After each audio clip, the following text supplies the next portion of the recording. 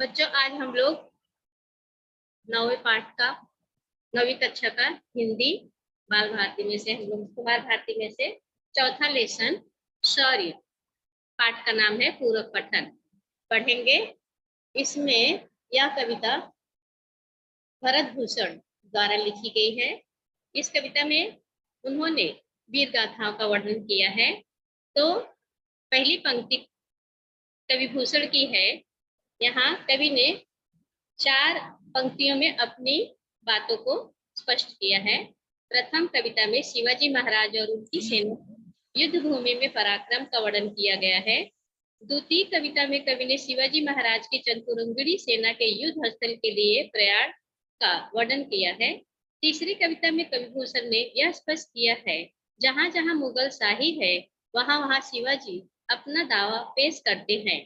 चौथे कविता में कवि ने मुगलों की बेगमों की दयनीय स्थिति का वर्णन किया है।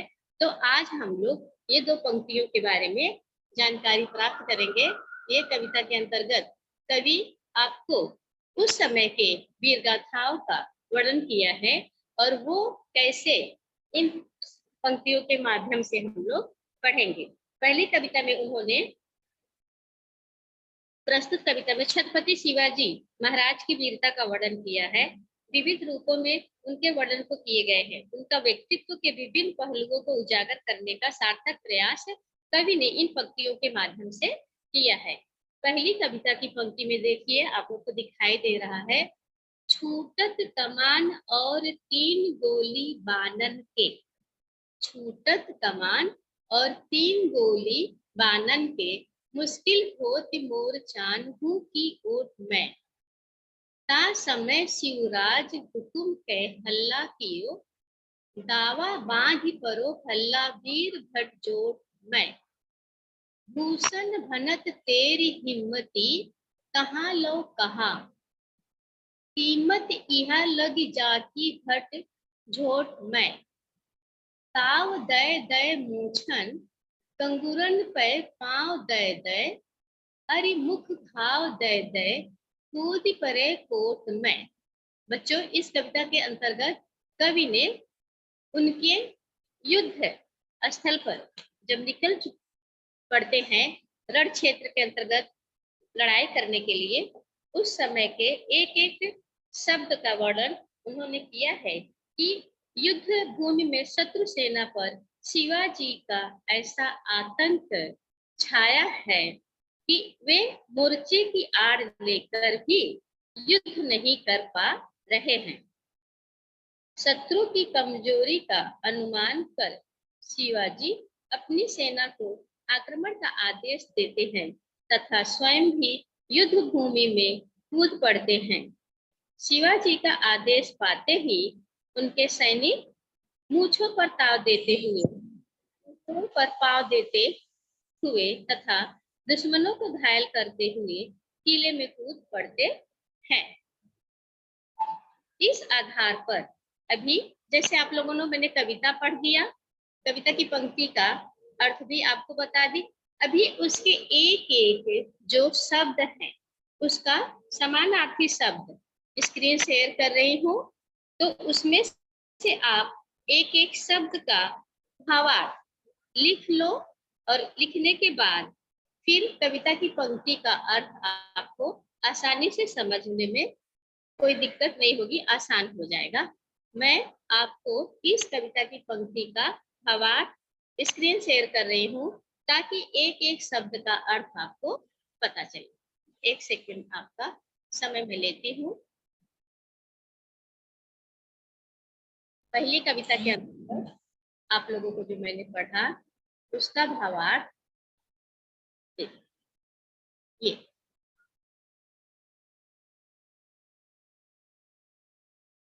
आपको दिखाई दे रहा है। ये कविता का अर्थ है और ये कविता का भावार्थ।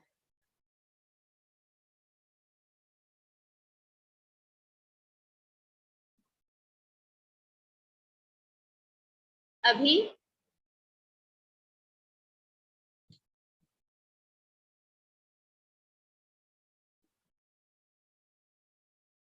जो मैं पढ़ी अभी आपको उस कविता का अर्थ देखिए।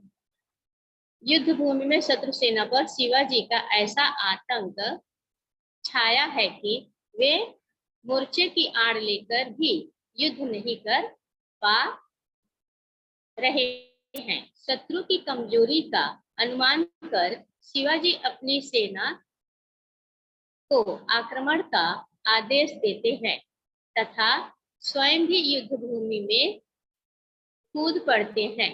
शिवाजी का आदेश पाते ही उनके सैनिक मूछों पर ताव देते हुए, कंगूरों पर पाव देते हुए तथा दुश्मनों को घायल करते हुए किले में कूद पड़ते हैं। इसका अगर आप चाहो तो स्क्रीनशॉट भी निकाल सकते हो ताकि आपको कोई दिक्कत ना हो, अर्थ को समझने में आसानी होगी। अभी देखिए दूसरी कविता की पंक्ति का ये भावार्थ। दूसरी कविता की पंक्ति, साजी चतुरंग सैन्य रंग में, साजी चतुरंग सैन्य रंग में तुरंग चढ़ी, सरजा शिवाजी जंग जीतन तलल, भूखन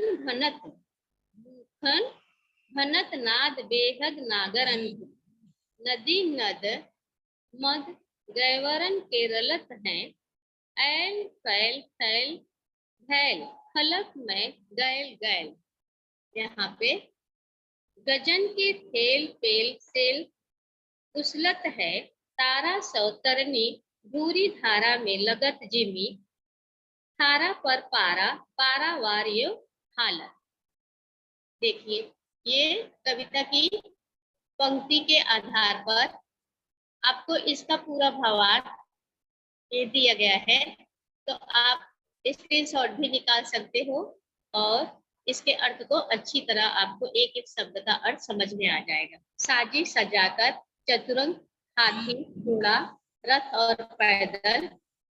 अब यहाँ पर दूसरा, अंगों से चंद्रगिरी सेना, तुरंग घोड़ा, सरजा शेर, इसी के साथ में समान शिवाजी की उपाधि, जंग युद्ध, भनक कड़वे, नाद सो बृहद बृहद बहुत बड़े, नागरण नगाड़ों का, मद मद हाथी के गढ़ स्थल से झरने वाला, यहाँ पर झरने वाला प्रवाही, गैरन विशाल काय हाथी, रालत है बहता है, इधर खली विश्व संसार, गजन की हाथियों की, यहाँ पे पर्वत उछलत उखड़ जाते हैं। हाथियों की जब इतनी भीड़ एक साथ एकत्र होकर चलती है तो बताया गया है पहाड़ की उखड़ जाते, तारा सो तारे के समान, तरली सूर्य, धारा पारा रहा है। जिस तरह से थाली में रखे हुए पारा खिलता है, शिवाजी की सेना को देखकर पूरी धरती उस तरह पारे के समान खिलने लगी। इसलिए इस कविता में कवि ने बहुत ही लास्ट की पंक्ति देखो, तारा सो तरनी धूर धरा में लगत जिमी, धारा पर पार पारावार यूं हालत है। अर्थात धरती जो है वो इस तरह से हिल रही है कि जैसे पूरा युद्ध के जो सैनिक जो उनकी सेना है वो है तो धरती पूरी हिल रही है। इस आधार से ऐसे कवि ने इन पंक्तियों के माध्यम से शिवाजी की सेना का बहुत ही मार्मिक ढंग से गुणगान किया है। अब इसी के साथ में दूसरा पंक्ति पहले भी मैंने आपको बताया कि किस प्रकार से उनकी सेना, दूसरे में वो जब युद्ध क्षेत्र के अंतर्गत आ जाती है तो कैसी उसकी अवस्था हो जाती है। अभी इसका अर्थ स्क्रीन शेयर करके मैं दिखाती हूँ, एक सेकंड आपका समय लगेगा। इसके अर्थ के साथ में आपको बताए।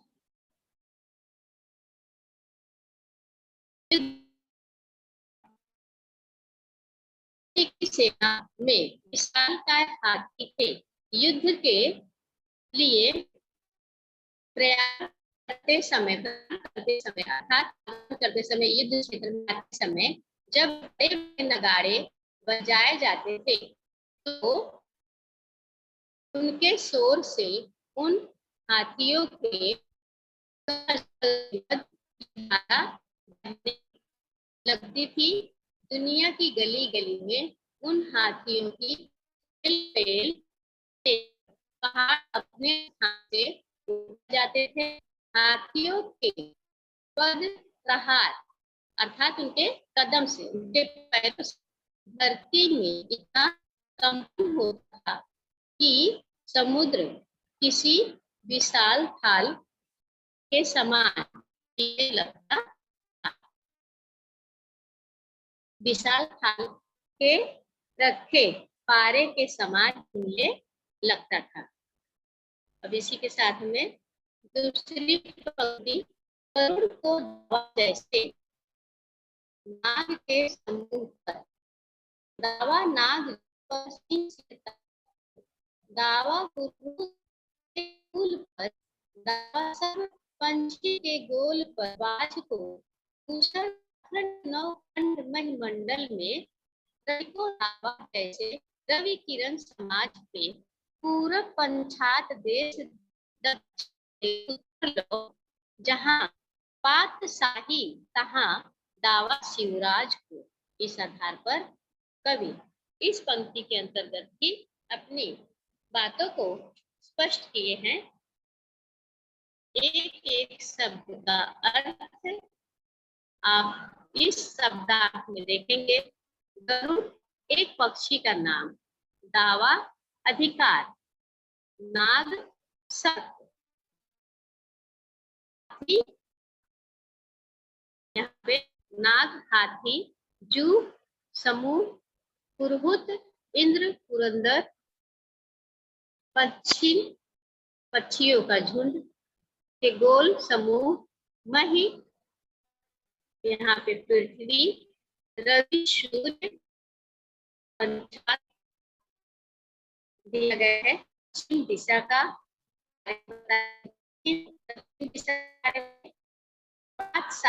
बादशाही बताया गया है।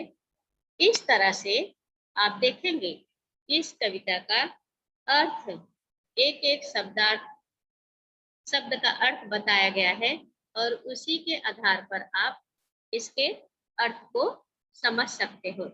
गरुड़ को दावा जैसे नाग के समूह पर दावा नाग चूह पर सिंह सिरताज को दावा पुरहुत को परहारन के कूल पर दावा सब पंछिन के गोल पर बाज को भूषण अखंड नौखंड मही मंडल में रवि को दावा जैसे रवि किरण समाज पे पूरब पंछा देश दक्षिण से उत्तर लो जहाँ पात शाही तहाँ दावा शिवराज को।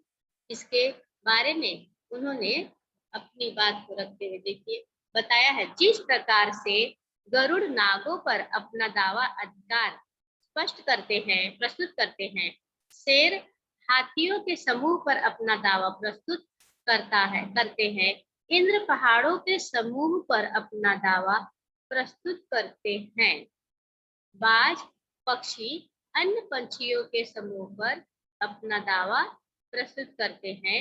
उसी प्रकार भूषण कवि के अनुसार शिवाजी भी पूरी धरती पर जहाँ जहाँ मुगल शाही है वहाँ वहाँ अपना दावा प्रस्तुत करते हैं। इस आधार पर कवि शिवाजी महाराज के सैन्यों का वर्णन करते हुए इन कविता की पंक्तियों के माध्यम से आपको स्पष्ट करना चाहते हैं कि शिवाजी महाराज किस तरह से एकदम शक्तिशाली, अपने कार्य के प्रति सटीक और निडर होकर उस कार्य को पूरा पूरा करने में हमेशा अग्रसर रहे हैं। कवि के अनुसार आप लोगों ने पहली पंक्ति, दूसरी पंक्ति, तीसरी पंक्ति के अर्थ को, भावार्थ को भी मैंने आपको बताया, उसके अर्थ को भी बताया। अब इसी के साथ में कवि चौथी पंक्ति में कहना चाहते हैं, तो मैं आपको बता रही हूँ। चौथी पंक्ति,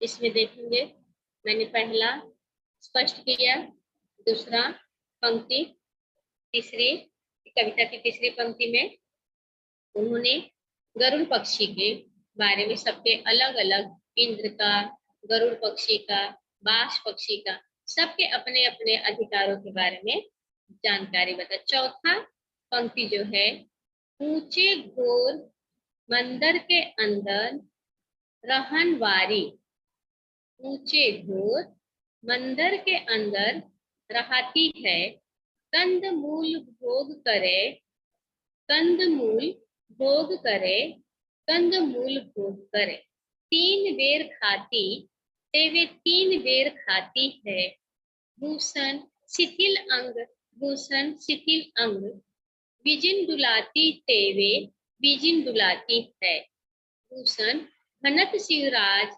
वीर तेरे त्रास, नगन जड़ाती तेवे नगन जड़ाती है। कवि इस पंक्ति के माध्यम से कहना चाहते हैं कि जब युद्ध हो रहा था उस समय मुगलों की जो बेगम थी उनकी स्थिति बहुत ही दयनीय हो गई, क्योंकि वो महलों के बीच रहती थी और महलों में रहकर किसी भी चीज की उनको कमी नहीं हुई थी। लेकिन जैसे युद्ध छिड़ गया, युद्ध आरंभ हो गया, युद्ध आरंभ होते ही मुगलों की बेगमों पर अनेक अनेक अलग अलग तरह की मुसीबतें या उनकी स्थिति दयनीय हो गई, उसका सामना उनको करना पड़ा। इस चौथी पंक्ति में कवि ने मुगलों की बेगमों का वर्णन किया है बहुत ही अच्छी तरह से, कि किस तरह से उनकी बेगम एक एक चीज के लिए तरसती रह गई युद्ध छिड़ने के कारण से। मंदर स्वर्ग, मंदर मतलब स्वर्ग, स्वर्ग जैसे वातावरण में घोर मंदिर, घनघोर जंगलों से युक्त पर्वत, ऊंचे घोर मंदिर के अंदर रहनवारी, स्वर्ग में रहने वाली ये मुगल की बेगम कैसे घोर जंगल में रहना पड़ रहा है, ये मुश्किलें उनको युद्ध छिड़ने के कारण से देखना पड़ रहा है। मंदिर स्वर्ग, घोर मंदिर, घनघोर जंगलों से युक्त पर्वत, कंदमूल फल फूल भोग करे, सेवन करे, तीन बेर, तीन बार, तीन बेर, बेर के तीन फल, उनका भोजन क्या रह गया है जंगलों में, बेर के तीन फल ही खाना है और तीन बार। भूषण कवि कहते हैं अलंकरण, गहना, उनका पहनावा जो गहना, भूषण भूख के कारण वो एकदम शिथिल हो गई, ढीली पड़ गई है। बीजन मतलब पंखा, महलों में थी तो उन्हें पंख लगे थे, पंख दुलाने वाले अलग दो लोगों का काम था, लेकिन अभी वो जंगल में, घनघोर जंगल में हो जाने के कारण से पंख लगाने वाला, पंख चलाने वाला कोई भी उनके यहाँ नहीं है। विजन पंखा, विजन जंगल, त्रास कष्ट, ये सारी कठिनाइयां मुगलों की बेगम को जंगल में पड़ रही है। नगन बहुमूल्य रत्न, जो उनके बहुमूल्य रत्न हैं। नगन वस्त्रहीनता की स्थिति, जड़ना, जड़ाना, ठंड लगना। मतलब जितनी सुविधा उनको महलों में थी, उतनी दुविधा उनको उस घनघोर जंगल में उठाना पड़ रहा है, युद्ध होने की वजह से। उन्हें जीवन का हकीकत, सच्चाई, यथार्थ पता चल रहा है कि जीवन में दुख सुख का मतलब क्या है। जब वो महलों में थी तो उन्हें सुख ही सुख नजर आ रहा था। किसी भी चीज की आवश्यकता पड़ने पर चार लोग लेके खड़े रहते थे। लेकिन जब वो जंगल में गए, जंगल में जाने के बाद उनको यह पता चला कि जिंदगी में ऐसी भी परिस्थिति आती है कि जहाँ दिन पर दिन भूखा रहना पड़ता है।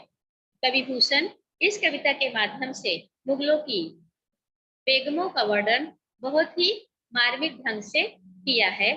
शिवाजी के हमले से भयभीत होकर मुगलों की बेगमों, जो ऊंचे ऊंचे स्वर्ग जैसे महलों में रहती थी, भागकर जंगलों और पर्वतों पर छिप गई हैं। पहले ये बेगमें उत्तम फलों, पकवानों का सेवन करती थी। अब वे जंगलों में उपलब्ध कंदमूल का ही सेवन कर पाते हैं। ये बेगमें पहले दिन में 3-3 बार खाती थी। अब वे केवल 3 बेर के फल खाकर ही गुजारा करती हैं। पहले इन बेगमों का शरीर गहनों के आधिक्य के कारण शिथिल हो जाता था, किंतु अब उनका शरीर भूख के कारण शिथिल हो गया है। शिवाजी के हमले के पूर्व ऊंचे ऊंचे महलों में रहने वाली बेगमों को गर्मी से बचाने के लिए बांदियां, पंखे डुलाती थी। अब वे जंगल जंगल फिर रही हैं, तो उनको ये सारी सुविधा कैसे प्राप्त होगी? बहुत ही मुश्किल है। ये सुविधाएं जो उन्हें महल में प्राप्त थी, वो सुविधाएं उन्हें जंगल में कभी भी नहीं प्राप्त हो सकती है। कवि इन पंक्तियों के माध्यम से लोगों के जीवन का यथार्थ चित्रण करके यह बताना चाहते हैं कि इंसान को कभी भी अपने भीतर इंसानियत को जिंदा रखना चाहिए। वो महल में रहे, झुपड़ी में रहे या फुटपाथ पे रहे, पर उस इंसान की इंसानियत हमेशा जिंदा रहनी चाहिए, क्योंकि समय का चक्र कब बदल जाएगा उस चक्र को कोई भी पहचान नहीं पाता है। समय ही सबसे बड़ा बलवान है, कब राजा को रंक बना देता है और कब रंक को राजा बना देता है। तो इस आधार पर कवि ने उस समय मध्ययुगीन भारत के समय की कही हुई बातें, प्राचीन समय की मध्ययुगीन भारत, वो आज भी हमारे बीच उतना ही यथार्थपूर्ण है, उतना ही प्रासंगिक है, उतना ही महत्वपूर्ण है। इसीलिए इस कविता के माध्यम से कवि ने वीर गाथाओं का वर्णन करते करते मनुष्य के यथार्थ जीवन का भी वर्णन करके मार्मिक ढंग से समझाने की कोशिश की है। कविता यहाँ पर समाप्त होती है। पहली पंक्ति, दूसरी पंक्ति, तीसरी पंक्ति, चौथी पंक्ति। अब इसमें मैं आपको स्क्रीन शेयर करके इस पंक्ति का अर्थ बता भावार्थ के साथ में।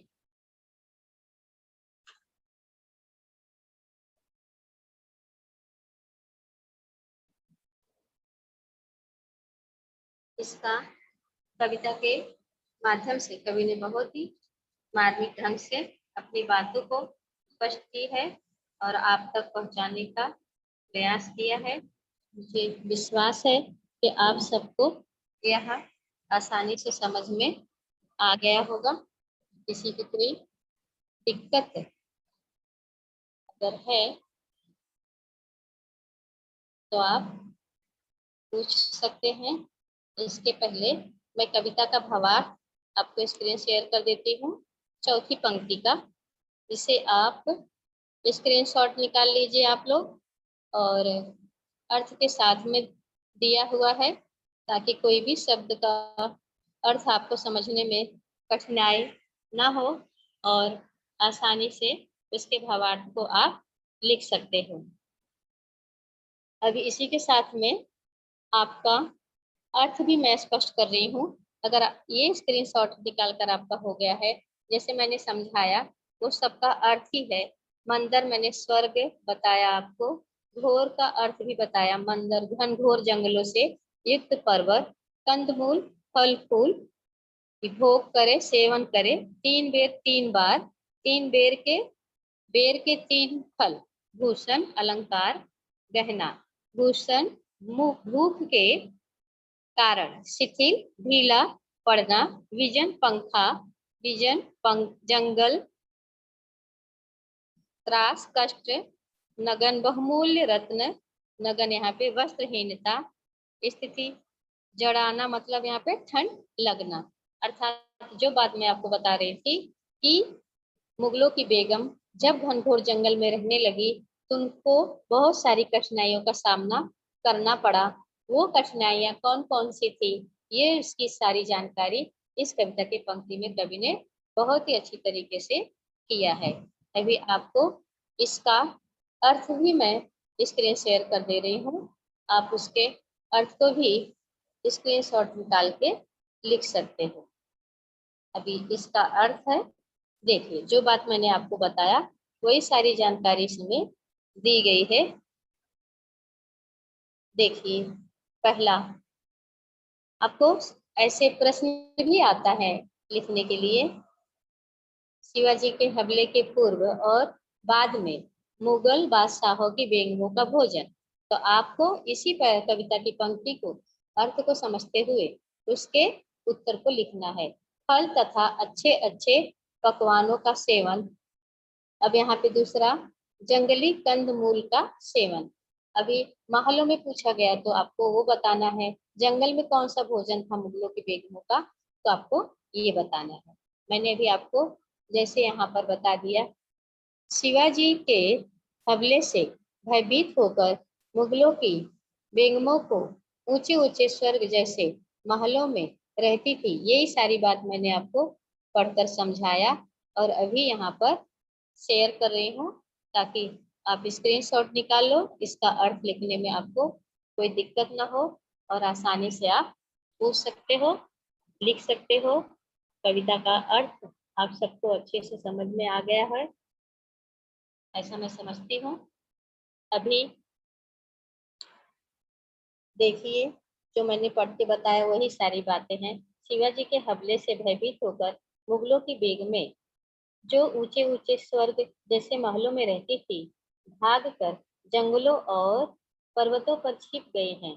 पहले ये बेगमें उत्तम फलों पकवानों का सेवन करती थी, अब वे जंगलों में उपलब्ध कंदमूल का ही सेवन कर पाती हैं।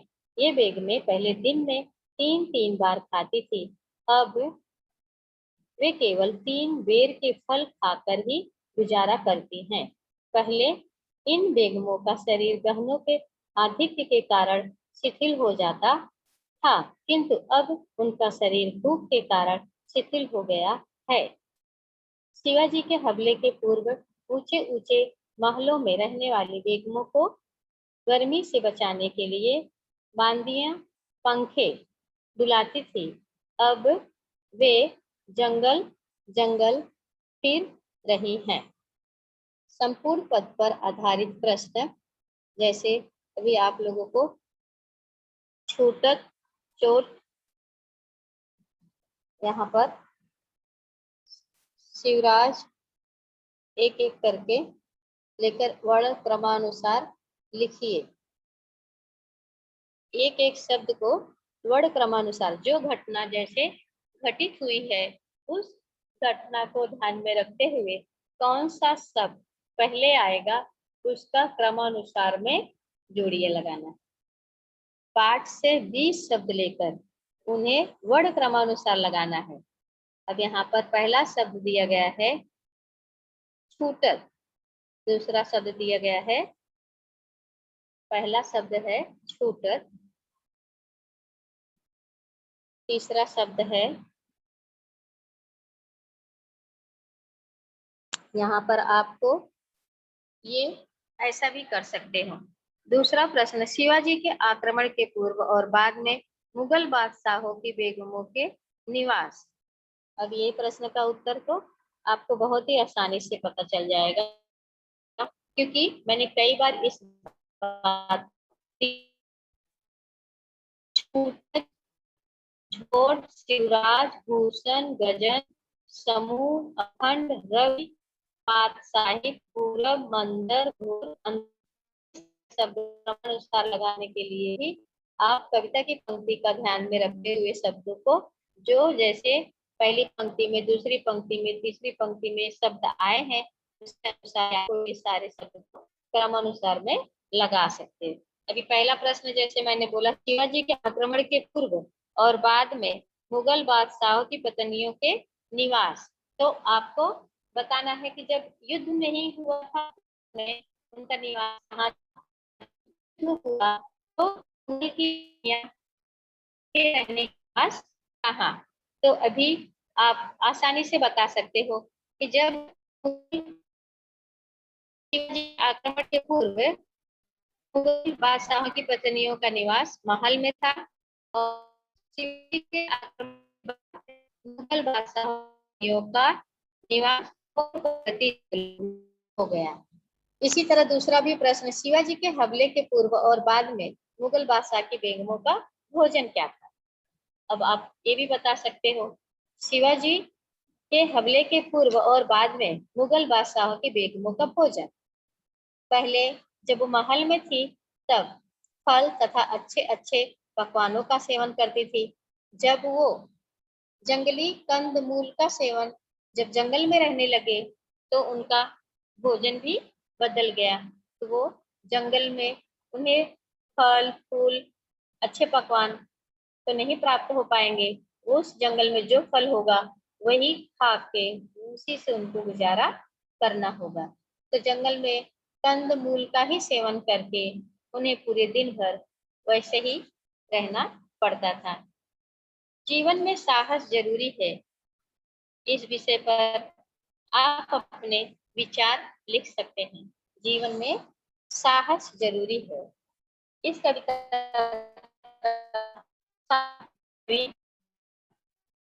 आप लोगों को यह कहना चाहा है, साहस वीर पुरुषों का लक्षण है, वही सच्चे अर्थों में जीते हैं जो साहस बढ़ते हैं। संसार इतिहास इस बात का प्रमाण है कि जिन लोगों ने समय की चिंता की छाती पर अपने साहस के मुहर लगाए, वे ही समाज में सफलता हासिल किए हैं। समय के रहते उनका अनुकरणीय साहित्य समाज का दर्पण होता है। जो समुद्र पर पुल बांध सकता है, रावणी वृत्ति पर वही विजय प्राप्त कर सकता है। लोग कहते हैं कि जो डर गया वह मर गया।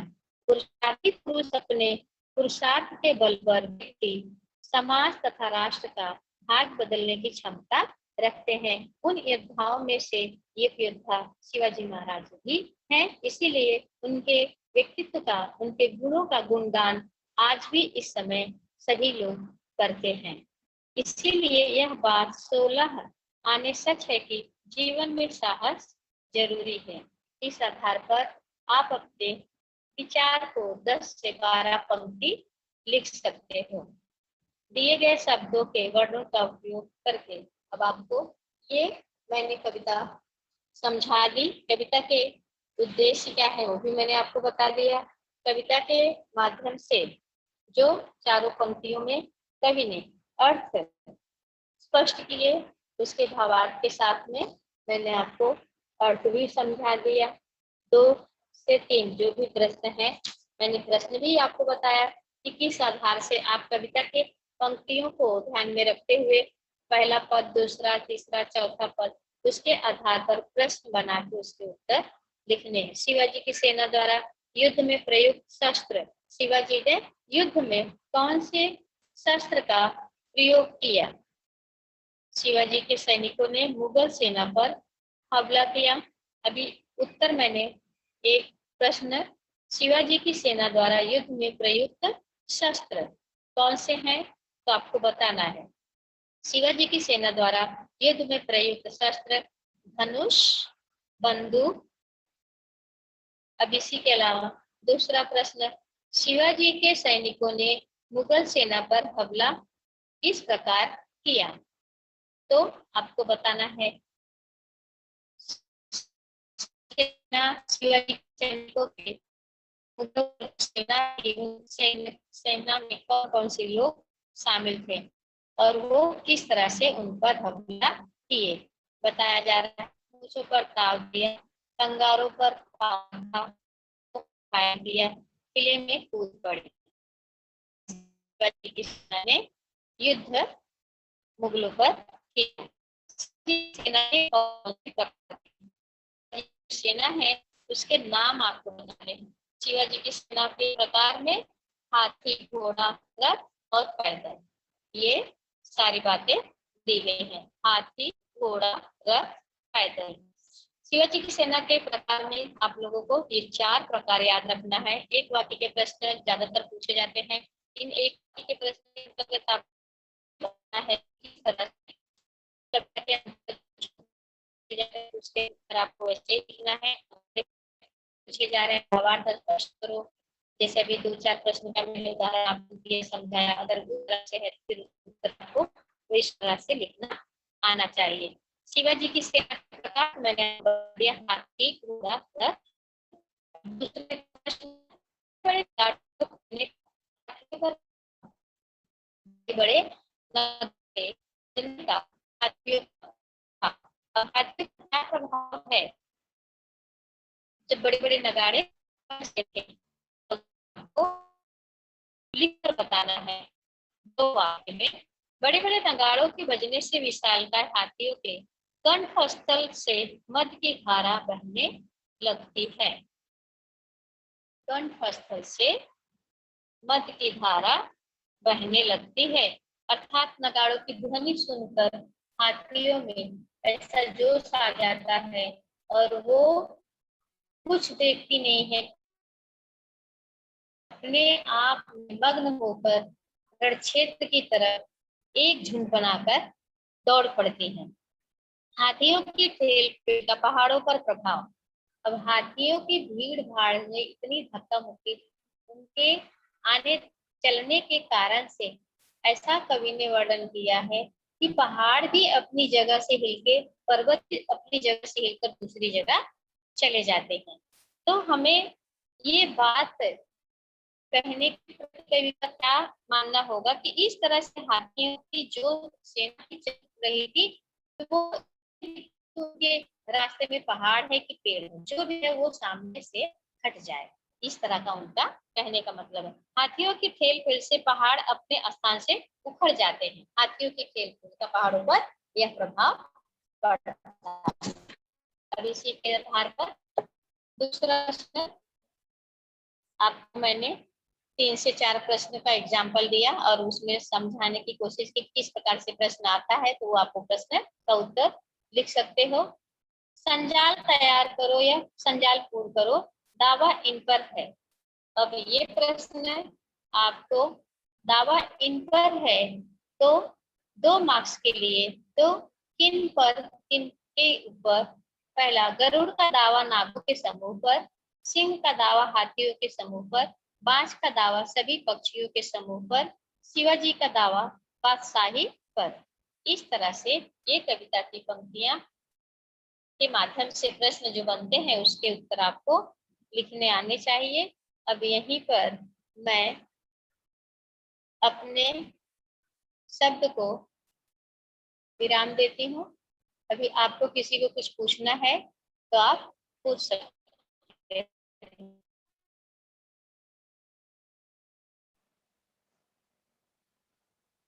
कविताएं पढ़ते समय किसी कोई कंफ्यूजन ऐसा रीमा जो यादव, समझ में नहीं आया है, रीमा यादव आप आप अपना पूछ माइक सकते अनम्यूट हो। करिए और पूछिए।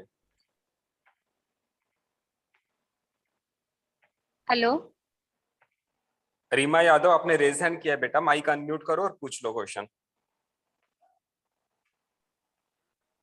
आकृति यादव। Hello miss. हेलो। हाँ पूछ लो बेटा। Hello teacher. हाँ बोलिए। टीचर आप वो क्या 2 मिनट। टीचर आपने वो कविता क्रम एक से लेके 3 तक बताइए ना क्वेश्चन। वो मैं जल्दी ज्वाइन नहीं हो पाई थी। कविता पहला दूसरा तीसरा तक का जो प्रश्न है वो आपको सुनना है। Yes miss. क्या आप क्या पूछ रही हो?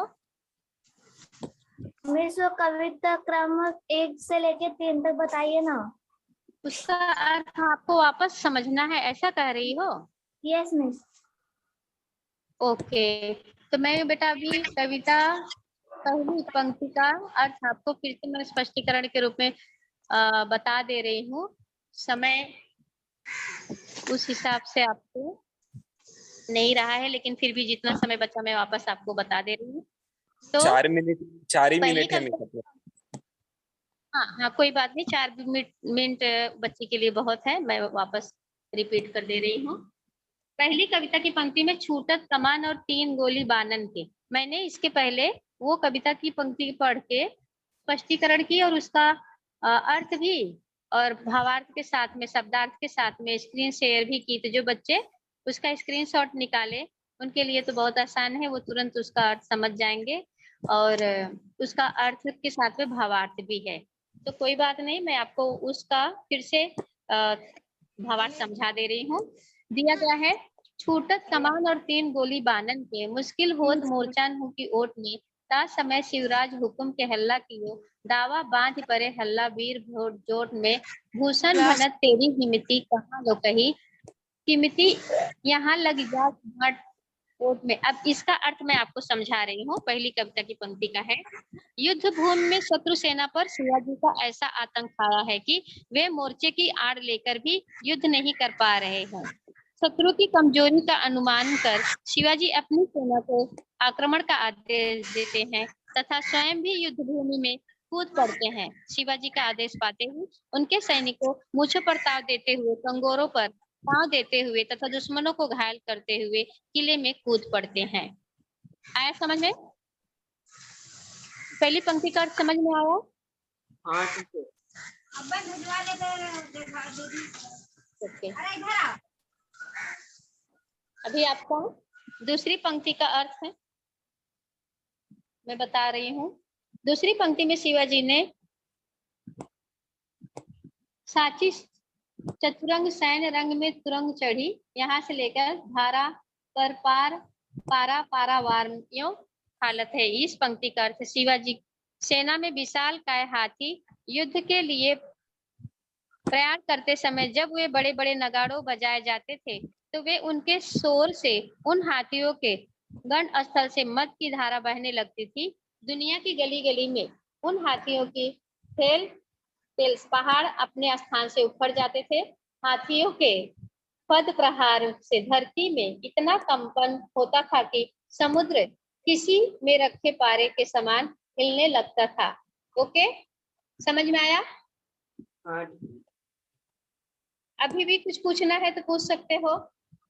1 मिनट का समय है। 2 पंक्तियों का अर्थ मैंने वापस बताया जो बच्चे लेट जुड़े थे उनके लिए, बाकी मेरा सब बताकर हो चुका है। प्रश्न के साथ में कविता खत्म करती हूँ अब यहीं पे मैं। धन्यवाद।